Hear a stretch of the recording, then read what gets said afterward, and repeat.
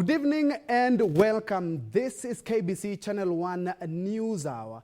And exactly 44 days ago, we reported our first coronavirus case right here in the capital, Nairobi. Well, it's about 3 days to the end of April. The government had projected a lot of cases by then. But what do we have as of now? Of course, we have tested over 17,992 cases so far, of which 363 have already been confirmed, bearing in mind that 8 were announced today by Health CS. This is where I actually want us to focus on 114 recoveries. Actually, that's a good number, bearing in mind the countries where more people are being reported dead. But here in Kenya, we only have, unfortunately, 14 lives gone. Question is, what are we doing, or how are we doing as a world? For the better part of April, I can tell you for a fact is that the United States of America, the most powerful nation, has been leading in terms of the confirmed cases and, of course, in terms of the deaths. Looking at, I remember Monday, Tuesday last week, we were reporting around 1.8, 1.9 cases, but as of today, it's 2.99 million, just shy of the 3 million mark. United States is, of course, leading with 55,000 deaths, 548, out of which they have confirmed 988 cases, a few shy of the 1 million mark. Spain and Italy, there are other countries that had been worst hit by the virus after China, but they have been able to contain some of the mitigation measures have been working. Looking at Spain, 220,000 cases with 23,000 deaths. We have Italy at third. But question is, where it originated? China. China is at a distance ninth with 84,000 cases being reported. And as you can see, other countries leading a mixture of European and Asian countries, not forgetting in Africa, where we are also experiencing the same problem. That is how the world is currently looking as of today. Of course, the source from the Kenya government, that is the Ministry of Health. Remember always to get the right information. But this and much more, including some of the incentives for the hotel owners. Yes, they can reopen, but let's have a look at the highlights first. We now in this country have some 363 positive cases, having today confirmed some 8 new cases. And these 8 new cases come equally from Nairobi and Mombasa. 8 more Kenyans test positive for coronavirus, bringing the country's total to 363. Several travelers are turned back as police tighten noose on those flouting the directive, barring movement in and out of Nairobi. And floods continue wreaking havoc across the country, rendering some roads impassable.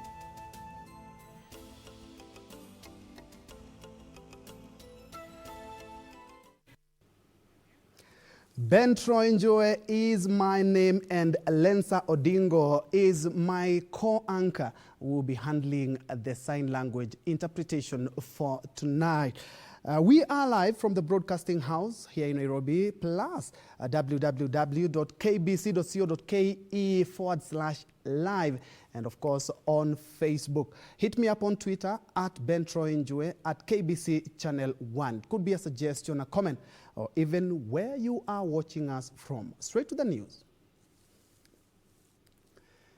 The government has laid down stringent measures to be followed by restaurants that will be allowed to resume operations. Health Cabinet Secretary Mutahi Kagwe directed that the staff working at this establishment during the stipulated hours must first test for the coronavirus and come up with social distancing space before being allowed to resume operations. Kagwe made the remarks when he announced that 8 more people had tested positive for the virus in the last 24 hours, bringing the total number to 363 in Kenya. Purity Misel with that report. COVID-19 cases in the country rose to 363 Monday after 8 new confirmations following tests conducted since Sunday.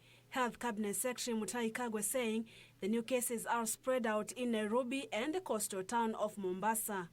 We now in this country have some 363 positive cases in Kenya, having today confirmed some 8 new cases. And these 8 new cases come equally from Nairobi and Mombasa, because we have got 4 from Mombasa, and you can see now Mombasa is becoming a concern, an area of concern. And we have got the rest of them from Nairobi, and all of them are Kenyans. Speaking at Afya House on Monday, CS Kagwe said that 8 more patients had been discharged from hospital, raising the total number of people who have recovered from COVID-19 in the country to 114. The CS announcing that the government was going to allow restaurants to open to the public, however instituting strict rules on physical distancing to prevent the spread of the novel coronavirus. Anybody walking into a restaurant must wash their hands first. They must sanitize themselves. They must have a mask. And more seriously, is that restaurants that are going to open with people who have been tested, who are going to be COVID-free.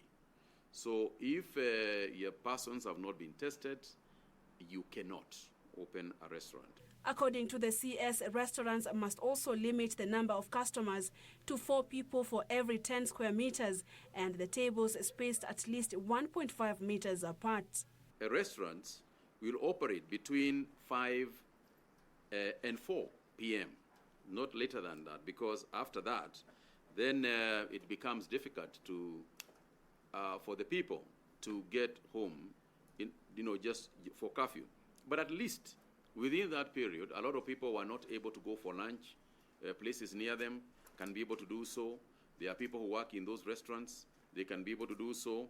But of course, for them to do that, we also have asked that those restaurants that are going to open for this purpose must limit the number of persons who are going to be in the restaurant, so that they can be able to keep the social distances that we have recommended. They can be able to keep at least 4 people for 10 square meters. The tables within the dining areas must be spaced at least 1.5 meters apart from each other, and customer sitting must also maintain the social distancing that is required. He was speaking when he inaugurated the National Advisory Committee to advise and oversee the supply and utilization of blood and blood products in the country.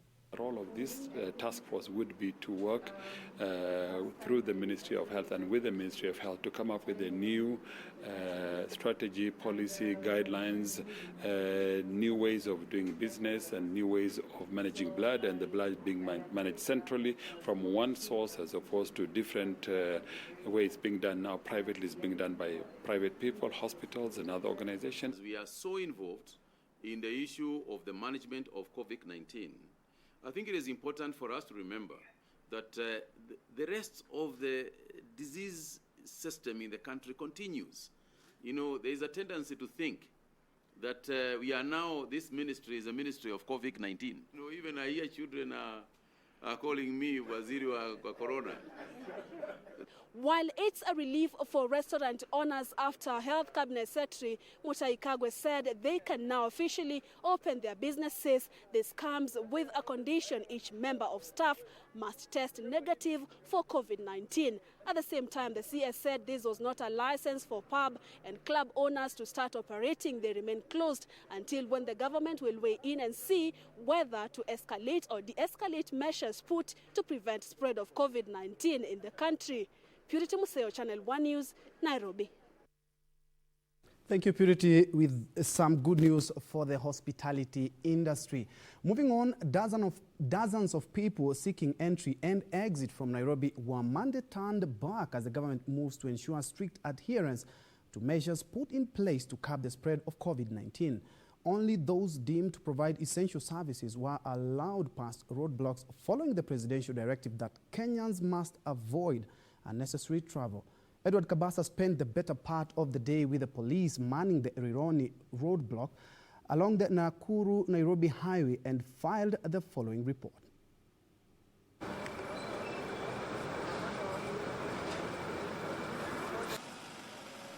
It is a meticulous process necessitated by the rise in coronavirus cases in the country. Everyone passing through this roadblock is asked to explain why they are leaving or seeking entry into the capital city. Nairobi has seen an exponential rise in coronavirus infections, and the government is leaving nothing to chance. That Kenyans are following the government directives, social distancing, they are using masks. Like me, I'm practically using the mask, sanitization, and of course, we must maintain hygiene in the general republic.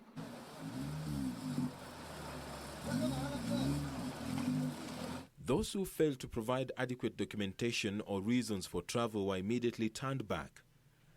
The government is limiting movement of people in and out of Nairobi, Mombasa, Kilifi, Kwale and Mandera counties, with only those providing essential services being allowed through, albeit under some strict guidelines. Permit, barua ya chifu, barua ya OCS na district commander, district county commander. There are currently 363 coronavirus cases in the country, with the bulk of the infections being in the 5 counties. The steady rise in coronavirus cases in the country has forced the government to enforce strict adherence to existing preventive measures, meaning roadblocks like this may be in place for some time. For Channel 1 News, I am Edward Kabasa. Now, confusion reigned Monday morning when police manning a road barrier near Thika Blue Post Hotel barred held workers from crossing in enforcement of the cessation of movement under the COVID-19 prevention measures. The incident drew a sharp reaction from the Kenya Medical Practitioners, Pharmacist and Dentist Union, which advised its members to abscond duty if their travel to work is restricted. Police, however, maintained that those exempted from the restrictions under the essential services category ought to provide adequate information to be allowed to travel. Very simple. Unakuja, tutapeana list, you identify against the list. The enforcement of the government directive on cessation of movement in and out of Nairobi County caused an altercation Monday morning between health workers from Kiambu and Murang'a counties and police manning a road barrier near the Thika Blue Post Hotel. We want a name, the list, and with a photo, and which hospital you're working. I suggest we can have a stamp from your end so that in future, if that person comes with the same document and you see your stamp, you just, hata hakuna kubishana. The close to 500 health workers claimed police restricted their movement on their way to work even after identifying themselves. A matter that drew the wrath of the Kenya Medical Practitioners, Pharmacists and Dentist Union. For the safety and protection of our healthcare workers in that region, they shall go back home until such a time that the relevant authorities implementing this directive shall feel that doctors are important to serve Kenyans in this country. Police, however, maintained that the medics ought to have provided adequate information, including their area of work, to facilitate their movement across the affected counties. So let us sort out now. Is the list ready? So next time we want the photos of every doctor. We respect your duties as professionals. You equally need to respect the duties of other professionals. The health workers also opposed the move to quarantine those in breach of the curfew. According to health officials, concerted efforts in provision of healthcare and personal protective equipment will limit the spread of COVID-19 in the country. KMPDU is opposing the closure of level 3 and 2 hospitals at the counties, saying the move is risking the well-being of Kenyans in those affected regions. That is not the way to go. If we go that way, what will happen is that we are leaving the communities unattended. If a situation arises where you have a suspected case and you do not have the requisite PPEs, the Occupational Safety Health Act gives you the power and authority to take a step back, because the Occupational Safety Health Act has duties to both employers and employees. So the employers must provide the PPEs. Irene Mchuma Odim, Channel 1. Elsewhere, police in Kilimani are investigating 18 people arrested at an apartment in Nairobi's Jamhuri Estate in a compromising situation and violating a directive set by the government to fight the coronavirus pandemic. According to Lucas Ogara, the officer in charge of Kilimani Police Division, among those arrested include 13 males and 5 females. A few minutes before 7 p.m. Sunday, officers from the Kilimani Police Division raided Harlequin Court's Metropolitan apartment following a tip-off from one of the residents that there were suspicious activities in one of the houses. On arrival, the officers found 18 people in the one-bedroomed house. Kilimani Area OCPD Lucas Ogara says those who were arrested were aged between 14 and 30 years. In the process, police recovered cameras which detectives were reviewing to establish what was being filmed by the group. Ogara said the suspects will face charges ranging from failing to observe social distancing measures and not putting on masks. The OCPD did not disclose if the suspects will be taken to quarantine. Suleiman Yeri, Channel 1 News. The Ruaka apartments where 4 people tested positive for the coronavirus will remain a quarantine facility. All the 82 people who reside in the apartments will be held in the facility for 14 days. Kiambu County Governor James Nyoro said the building will remain under surveillance and no access will be granted for anyone in the same period. Jalde Heights in Ruaka, where 4 cases of COVID-19 were reported, will remain under strict surveillance for the next 2 weeks. Kiambu Governor James Nyoro said that out of 86 samples collected from the tenants, 82 were negative, while 4 are still in the laboratory. This still remains a quarantined building. The samples that were taken from the 86 of the people, 82 are negative, and we are waiting the results of the remaining 4. The people in there will have to remain in quarantine until 14 days are over, after which then they will be discharged accordingly. Speaking during inspection of Ruaka town in malls and supermarket, Nyoro said through the collaboration with national government, his administration has managed to extend its screening on erected roadblocks.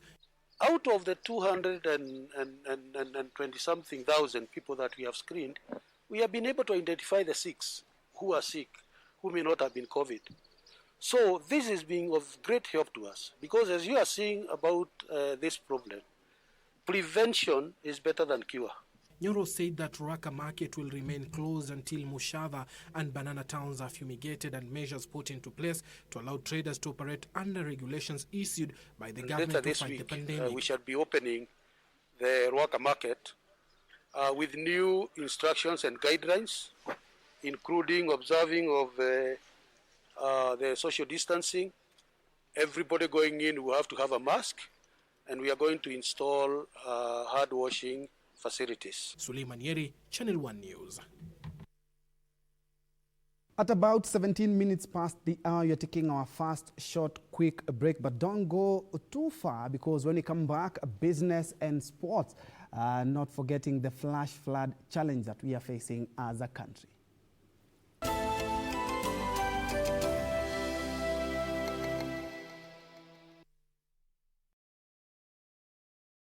Virusi vya korona vinazidi kuenea haraka kote ulimwenguni, na kwa sasa hakuna dawa au chanjo ya kuzuia. Husambaa wakati vijitone kutoka kwa mtu aliyeambukizwa vinaporuka akiongea, kukohoa au kupiga chafya. Vijitone hivi hutua kwenye sehemu ambazo mikono hushika na huwezi kuviona, lakini hata kama huvioni haimaanishi kuwa hakuna, na unaweza kuambukizwa unapogusa uso wako, pua, mdomo au macho. Ili kusaidia kuzuia kuenea kwa virusi hivi, sote tunahitajika kufanya mambo matano. Moja, fuata hatua hizi kuosha mikono yako mara kwa mara na sabuni na maji kwa angalau sekunde 40.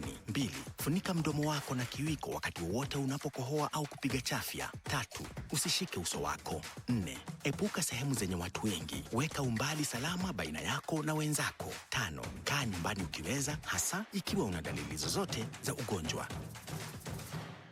Kwa maelezo zaidi tembelea www.who.int. Next on. Mwanao nakusifu. Tabasamu. Due to my health condition, I will go after the project finishes.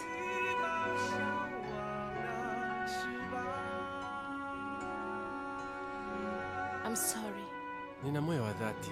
Bila shaka nitafaulu. Hello? Hello? Sitakushukuru.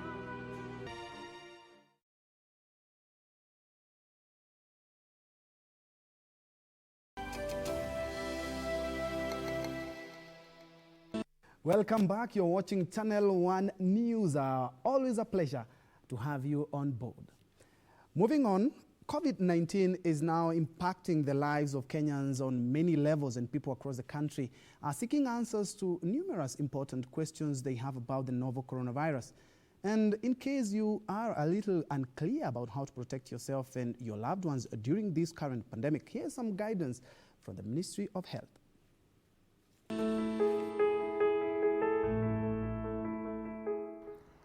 To prevent ourselves from spreading the disease, we need first of all to wear masks whenever we are in touch with people, when we are walking out of our homes, and even when we are together, even at home, we are supposed to keep a distance of 1 meter from each other, so that anyone who has the virus and doesn't even know is not passing the virus to the other. We are both protecting ourselves. The other thing we need to do is to stay at home so that we are not interacting with many other people when we have to go out, either to the market or to various places, especially when we are doing shopping. The other main thing is that we need to wash our hands frequently using soap and running water. And this soap and running water is going to help us to kill the virus when we wash our hands, touching every part of your hand, the fingernails and everywhere, so that you can kill the virus and the virus cannot be able to move to another person. So washing hands is a key intervention.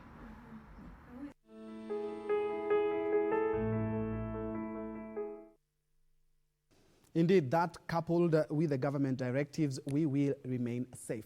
Moving on, the number of confirmed coronavirus cases globally continue to rise, with more than 2,943,000 reported cases in 185 countries. The virus has so far claimed over 207,000 lives worldwide.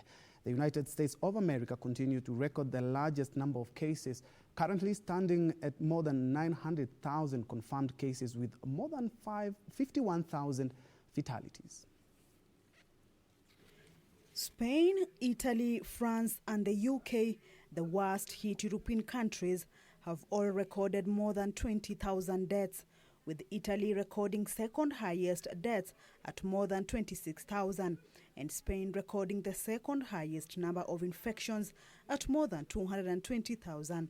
UK Prime Minister Boris Johnson on Sunday urged Britain not to lose patience with the lockdown, saying the UK is at the moment of maximum risk in the coronavirus outbreak. And yes, I can see the long-term consequences of lockdown as clearly as anyone. And so, yes, I entirely share your urgency. It's the government's urgency. And yet we must also recognize the risk of a second spike, the risk of losing control of that virus and letting the reproduction rate go back over 1. Because that would mean not only a new wave of death and disease, but also an economic disaster.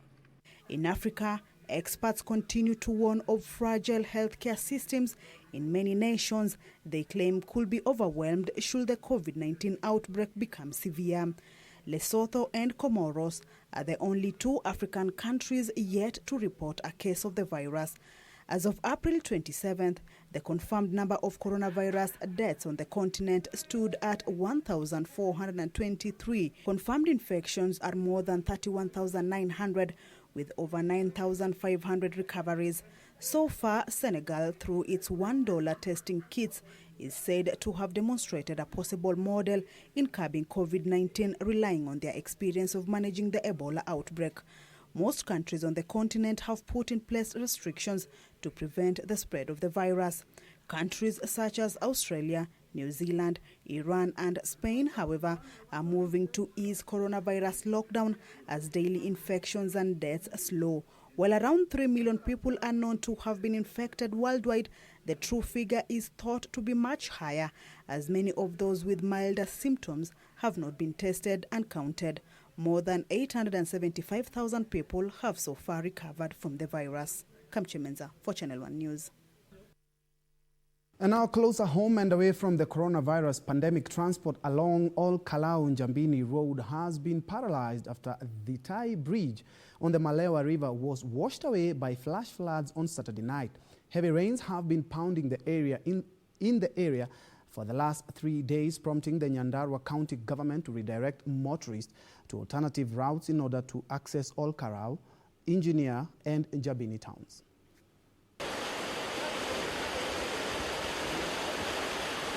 The rains pounding many parts of the country continue to cause more harm than good. In Nyandarua County, a bridge on Malewa River was washed away by flash floods on Sunday night, causing the closure of the road connecting to Ol Kalou and Njambini towns. CAC in charge of roads and public works, Ndungu Wangenye, who toured the area, said they are consulting with the Kenya National Highways Authority to ensure the bridge is constructed. Let us not endanger our lives anymore. We are cautioning the heavy trucks that may intend to use this road maybe to bypass the blockage that we have already put. Please, let's avoid that. Let's wait for the team of engineers to do their... Meanwhile, a section of Thika Town residents in Kiambu County are accounting losses after flood waters swept the area, leaving a trail of destruction. The residents blamed the chaotic situation on poor planning of residential areas. Among buildings affected are those at Section 9 Estate, where the area member of parliament Patrick Wainaina's office is located. Ofisi yake iko hapa tu karibu ni mita kama 5 ama 10. Kwake kumeflood. Kukiflood yeye utoroka na anasema ni engineer. Sasa ametuacha. In Murera and Kimbo areas in Juja, residents are living in fear of an outbreak of waterborne diseases, including cholera after rainwater mixed with sewage flooded their homes. The most affected are homeowners in Kimbo area, where at least 20 homes were submerged in water following heavy rains. So hasa wakati huu kumenyesha sana, tumekuwa na shida sana ya maji. Na hii maji ni kama pia imeshikana na sewage, kwa sababu kuna mahali hii maji inatoka na huko juu, na tunaona vile inakuja ni kama bado kuna vile imepita. Wakati walikuwa naweka iwa sewer line ni kama imeshikana na sewage. Elsewhere, Kenya National Highways Authority has begun repairs at the Enkari-Ngosor Bridge right next to Masai Mara Vocational Training Institute along the Narok-Maimayu road that was cut off by flood waters on Thursday. Tuko na magari, iko na machakura, ingine iko na madawa na ina njia ingine ya kupita. Kama tunaweza ruhusiwa, kwa hiyo kanjia tutengenezewe. Kwa serikali tunaweza shukrani sana. Tumepata shida sana kati ya hii barabara yetu imekatika na tumekuwa na shida ngumu sasa. Kama saizi naenda duka moja kazi, natembea karibu kilomita 3 mguu ndio nipate gari ingine. And in Busia, flood victims in Amkura West constituency have received over 520 bags of rice and 20 cartons of oil from the national government. The consignment actually contains over 550 bags of rice, 20 cartons of cooking oil. And from those who received the consignment, it is said it's meant for the flood victims of Amkura West Ward, particularly Kiriamas, Parater, Odioi, and Totokakile. Reporting for Channel 1 News, I'm Timothy Kipnusu. And moving on, Chief Kathi Mohammed Mukhtar has distanced himself from calls by some Muslim faithfuls for the reopening of mosques during the holy month of Ramadan. The Chief Kathi instead urged the Muslims to adhere to the directives given by the government following the COVID-19 pandemic. And as Ann Mboro reports, this year's holy month of Ramadan is one of its kind, with the praying norms and other usual social breakfasts cancelled after the government's barred social gatherings following the coronavirus outbreak. Today marks the third day of fasting in the Muslim calendar of Ramadan.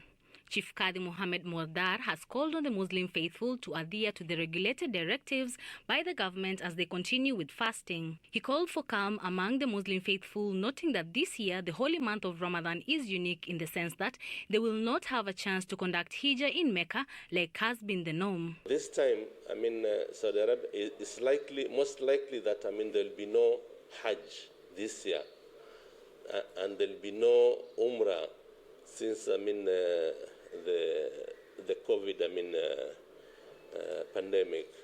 So we have to bear also with the Saudi Arabian authorities the way we bear with our local authorities. Since it's a month of giving, the Chief Kathi has urged those willing to assist the less fortunate to do so within the stipulated directives. If you want to give out whatever alms, sadaqah, or cooked food, whatever cooked meals, then you can do it, during the 14 hours which we are allowed, to move around freely.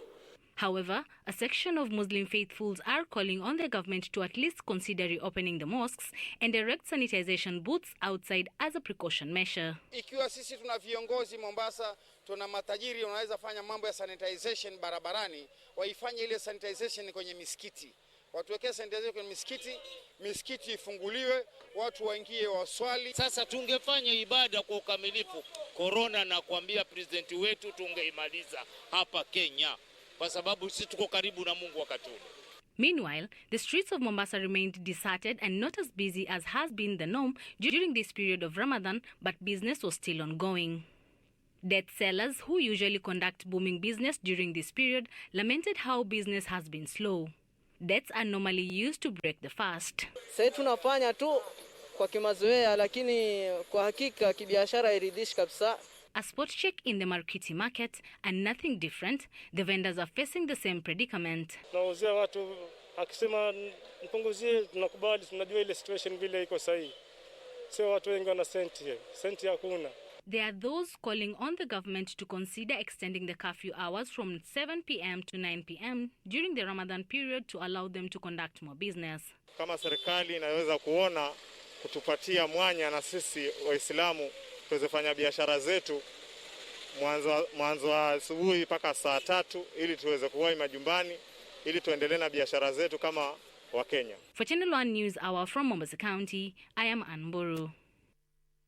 And to our Muslims, brothers and sisters, Ramadan Kareem. And away from that, we now shift focus to Kisumu County, where the county is set to digitize medical records of all those seeking treatment in public hospitals to streamline resources in the health sector. Area Governor Anyang' Nyong'o says the current setup has made it difficult to effectively track drugs dispensation. The county has also stopped the use of private vehicles to distribute drugs to public health facilities. Achola Simon with that report.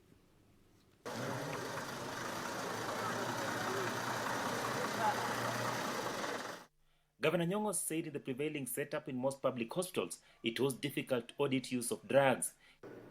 If we do this, we shall cut this problem of pilferage of drugs from our health system to other private facilities in town. I know that in the past what has happened when it comes to drugs right here, entrepreneurs and entrepreneurs in the county begin liaising with private pharmacies. Drugs has arrived. Then you get things pilfering from KEMSA, and before you know it, what you're accounting for, quite a number of it has gone to private facilities. This must stop. He said his administration was keen on ensuring digitization of medical records to stop wastage. The county, according to Governor Nyong'o, will no longer procure services of private vehicles to distribute drugs. As per the law, government stores should not be transported using private vehicles. This has to stop immediately. Tuk-tuks, motorbikes, and private vehicles will no longer be used to distribute government drugs and supplies in Kisumu County. Nyong'o spoke as he flagged off medicine worth 40 million shillings to various hospitals across the county. Jaramogi Oginga Odinga Teaching and Referral Hospital will get a bigger chunk of the supply, with medicine worth 22 million shillings going to the facility. The county also expects medicine worth 20 million shillings next week. In the meantime, several families from Kisumu County have received dairy goats in the ongoing efforts by the county government to enhance dairy farming in the county. Achola Simon, reporting for Channel 1 News from Kisumu County. Kisumu, we are taking another short commercial break, but it will be right back with more news.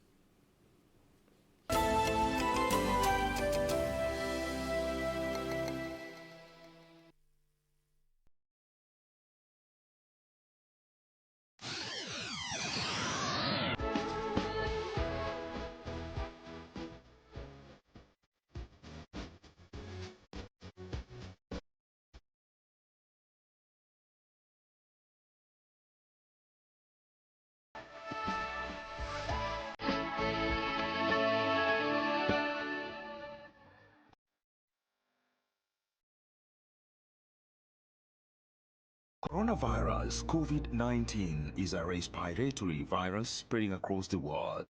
The infection is spread from droplets of coughing and sneezing of an infected person, touching or shaking hands, or being in contact with contaminated surfaces or objects with the virus. The signs and symptoms are fever, coughing, headache, body ache, difficulty in breathing. The disease can be prevented by regularly washing hands with soap and running water. Avoid close contact with people who have flu-like symptoms. Avoid handshake, hugs, and kissing. Also, protect yourself by covering your mouth or nose using a disposable tissue while coughing or sneezing. If you experience these symptoms and you had traveled or been in contact with a person from a country reporting COVID-19, you should isolate yourself for 14 days. Dial *719# or call 719. This message has been brought to you by the Government of Kenya and its partners.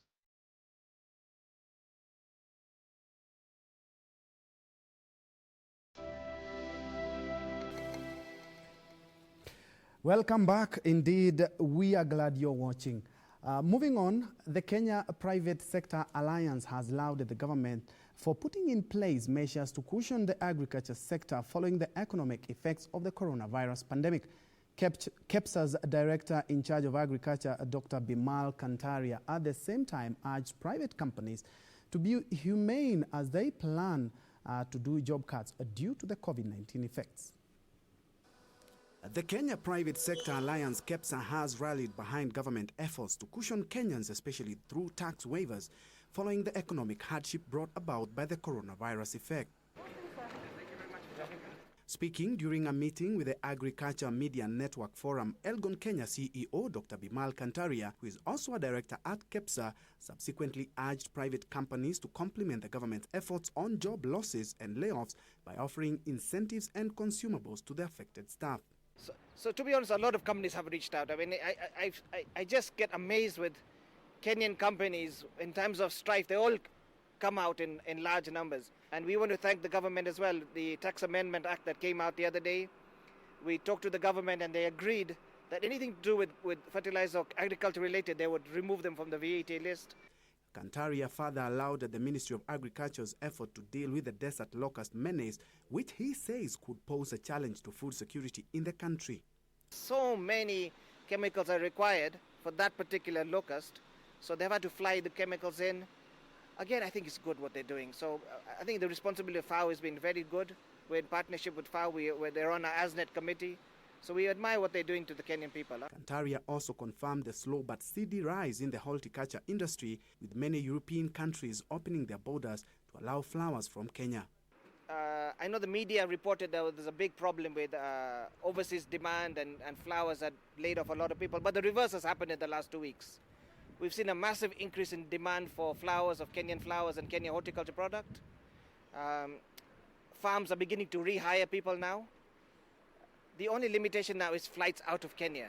The horticulture industry has been hit hard by the coronavirus, with some airlines now converting their passenger jets to cargo planes to take advantage of the cargo and luggage industry. And elsewhere, a jailbird was Monday morning killed, his girlfriend seriously injured, following a sour love triangle that also saw 3 houses burnt in Kakrao village, Suna East constituency, amid a standoff between villagers and the police. Police were forced to lobby tear gas canisters and shot in the air to scare angry villagers who were baying for the blood of the killers, who included a Nyumba Kumi elder. Meanwhile, a section of families evicted from the Mau forest last year and resettled at Olemekenyu area have received donations to cushion them from the effects of the novel coronavirus.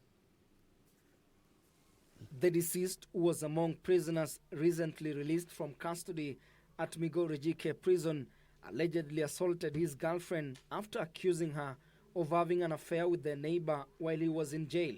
The accused neighbor is said to have sought reinforcement of a local Nyumba Kumi elder who together beat the jailbird to his death. The development, however, angered the locals who burnt the suspects' houses. Police were forced to lob tear gas canisters and shoot in the air to scare the angry villagers, who also blocked the BC Migori-Kisii highway, causing a huge traffic snarl-up. I'm urging the residents to remain calm, to maintain peace, because whatever happened is an illegality, and the police will make the investigation to make sure that these things never happen again.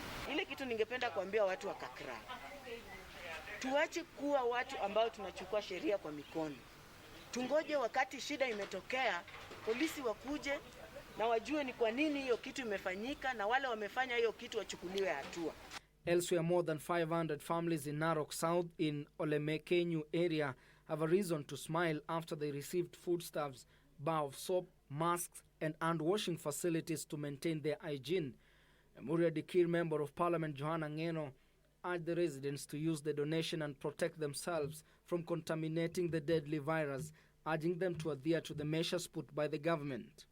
Waja tukuje tuwa-provide, tuwape masks, tuwape sanitizers, tuwape tanks ya maji, na tuhakikishe kwamba kila mtu wakati anaingia kwa hii camp awe amenawa mkono na awe amevaa mask.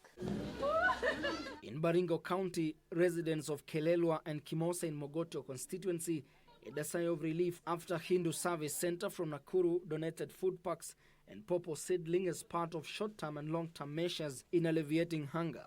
We are giving some hampers containing some rice, ugali, vimi porridge, and other food items, and along with them we are giving the seedling, that is papaya seedling, because I have asked the agriculture officer. She told that she is motivating the people to grow papaya because this side the soil is more suitable for growing papaya. Elsewhere, Taita Taveta County CEC in charge of finance and planning, Andrew Kubo, says plans are underway by the county to allow small businesses closed by the county return to service from next month.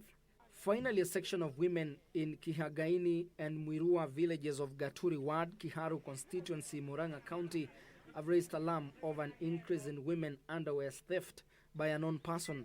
The women say the thief is collecting the used panties from almost every homestead and taking them probably for some rituals. Kwa vyenye tumepata, tunaanika wamonyinyi kwa bafu, tunapata zimeshaenda. Hiyo ni kitu imetushika na mstuko. Juu hata saa hii hatujui kama ni watoto tutanunulia unga. Hii ni corona. Hao ni watoto saa hii wanatuitisha, tunawauliza ni unga nitanunua ama ni wamonyinyi nitakubaia. Sasa tunasidwa, anachukua anapeleka wapi? Saa ingine tunasikia wanachukua wanaenda kutengeneza mask. Eti moja inatengeneza maski mbili kulingana na size, hata inaweza tengeneza maski kama ine kulingana na vile iko kubwa. Sasa tunahofia wakichukua za mabibi zetu watakuwa wanafanya nini?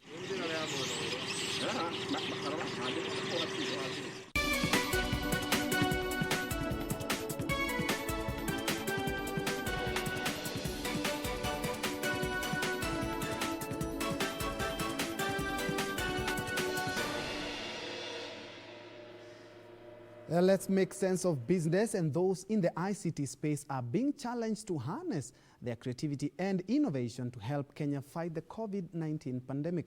This is by tapping their skills in ICT to come up with solutions that will enhance provision of healthcare, food distribution, and help Kenyans find dignified work opportunities. ICT Cabinet Secretary Joe Musheru says the government is seeking to leverage on technology to contain the spread of the COVID-19. The government is seeking to minimize the impact of coronavirus pandemic through solution-based innovations.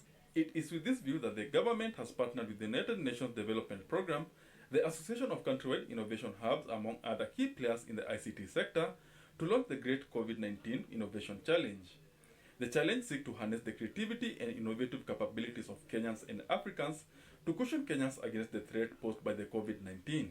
ICT Cabinet Secretary Joe Musheru is urging innovators to prioritize creation of solutions that will make it easy for health workers to access vital information and respond effectively on COVID-19 cases. This committee, we got private sector, we got academia, we got people from the Ministry of Health. We've got a selection of people that can look at these ideas and see how best to implement. Those in the ICT space are being challenged to tap their skills to come up with solutions that will enhance provision of healthcare, food distribution, and help Kenyans find dignified work opportunities as the globe tackles COVID-19. Looking at ideas on how now during this COVID-19 and post-COVID-19, how work will be, what are these new ideas and opportunities that can be created.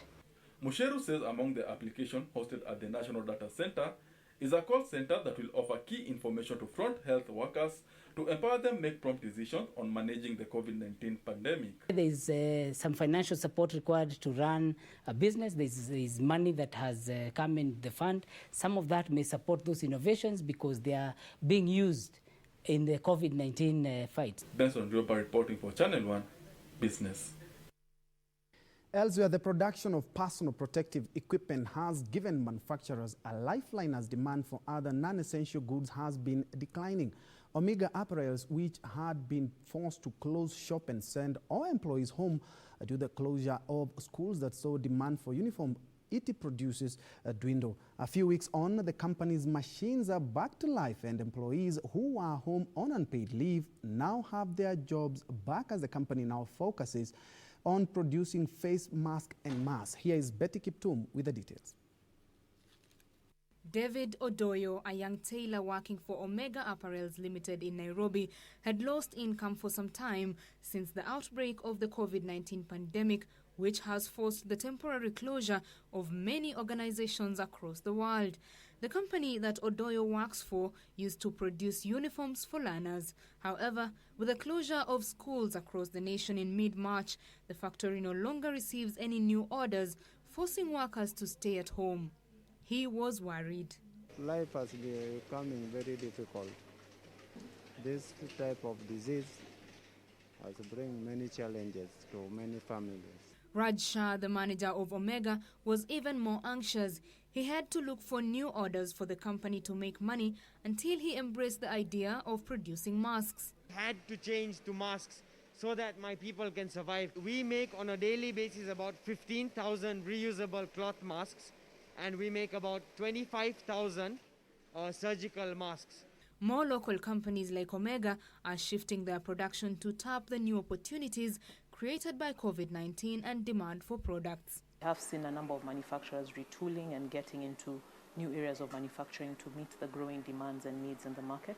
We have over 30, people now doing face masks, both cloth and the surgical ones. The list keeps increasing as members see that as an opportunity to invest in. Betty Kiptum, Channel 1 Business. Definitely something worth smiling about. Moving on, farmers who have maize stocks from last year's harvest are being urged to sell the produce to millers as imported grain is expected in the country in June. Strategic Food Reserve Chair Noah Wekesa says the price of maize is still favorable and farmers should take advantage to sell their produce. And as we said earlier, it's a maximum of 4 million bags. And these quantities have been worked out after we looked at the shortfalls that will be there between now and the harvesting season in late July. These are the sentiments from Agriculture Cabinet Secretary Peter Munya that are causing panic among farmers in the maize growing belt who have opted to sell their produce in fear of being priced out by imported stocks. Hizi importation inafanywa, wakulima tuko kulima, hayo imports yatakutana na hii mahindi yetu ya shambani tu na tutapata hasara yenye tujawahi pata tena siku ingine. It might take us another 2 years ndio tupate tena bei ikirudi ya mahindi kwa sababu ya imports. Mahindi saa hii kwa senda kidogo inauzwa shilingi 100. Kwa sehemu zingine kwa mataoni kama Mosbridge, ngao mahindi store iko hapa inauzwa 120 ama 100 flat. However, speaking on phone to KBC Channel 1, Agriculture Principal Secretary Professor Hamadi Boga said the earliest the imported stocks will hit the market is in the next 2 months. Yeah, and the importation that is being done by millers, that maize will not arrive here before June. So all they need is to release the maize to the millers right now. Nobody will go for expensive maize from Mexico because it's being charged duty at 14%. Because it takes 60 days for a ship to sail from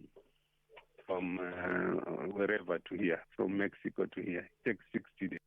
As a measure to protect local farmers, the imported maize will attract a 14% import duty. Despite this, Strategic Food Reserve Chair Noe Kesa is encouraging farmers to stop hoarding maize and sell directly to millers since the prices are still favorable. People are going right to the villages, traders are going right up to the villages to get money, to get maize at 3,000 shillings. And now the information from millers is that they are buying even at 32, 34. Sisi tunaomba tu kama wanabiashara, tunaomba tu serikali tu ihurumie wakulima wetu ili tuweze na 3,000 wanunuliao na 3,000 kwa gunia ili na sisi nasi wakulima tuweze kufaidikia hapo.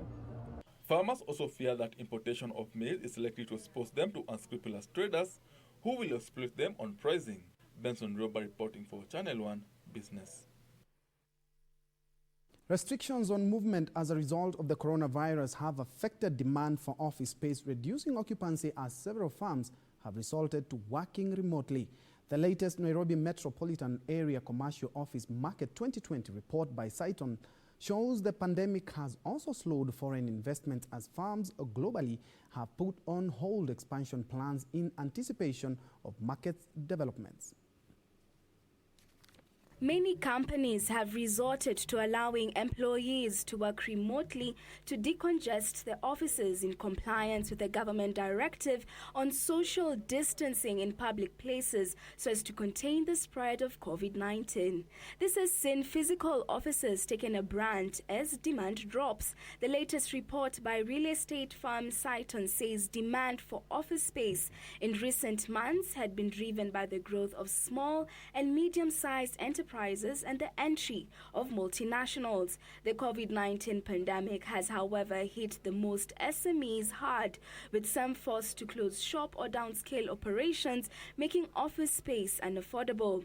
The latest Saiton report indicates that office space supply has grown at 7-year compounded annual growth rate, 24.7% to 36.3 million square feet in 2019 from 7.7 million square feet in 2012, driven by the positioning of Nairobi as a regional hub, thus increased entrance of multinationals as well as growth of small and medium enterprises. In the short term, Saiton projects a reduced supply of 6.9%, attributed to a market correction as the forces of demand and supply come into play. Amid the spread of coronavirus, retailers are projected to invest in the e-commerce infrastructure and also decentralize to locations that are easily accessible from people's homes.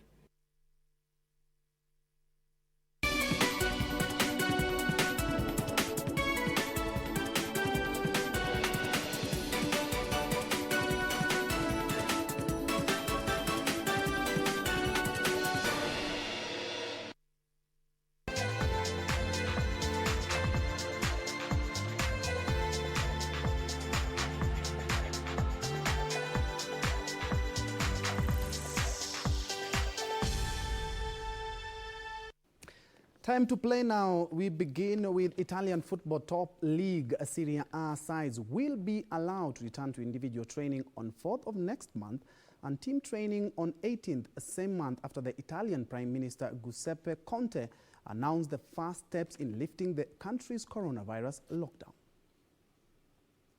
There are hopes that Serie A fixtures could resume between 27th of next month and 2nd of June, with an end date for the season of early August. However, there was no formal announcement on the possibility of when Serie A might resume, even behind closed doors. The Italian Football Federation hopes to begin testing players for the virus at the start of May to allow for a safe return to training, and has already drawn up a medical protocol. Serie A was suspended on 9th of March and a number of players tested positive for the virus. Meanwhile, Formula One boss Chase Carey says he plans to start the season in Austria in July after France became the latest country to postpone its race. French Grand Prix organizer said on Monday the race at Paul Ricard on 28th of June was off because of the country's ban on major events mid-July. But Carey said he was increasingly confident with the progress of plans to begin the season in July. He said that the first race was expected to take place in Austria on 3rd to 5th of July. Meanwhile, Silverstone has said the British Grand Prix cannot be held with the spectators, but the track is in talks with government on the availability of an event behind closed doors.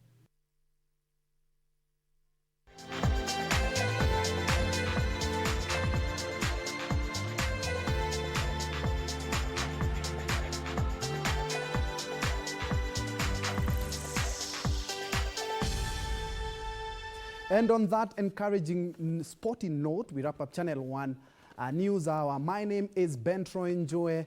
Lensa Odingo has been our sign language interpreter for tonight. Remember to keep safe, keep clean, keep the distance, and most of all, keep the faith. Looking at the sports news, very encouraging. We have left it at almost 3 million. We're hoping the numbers will dwindle as opposed to rising. Thank you so much for watching. Good night.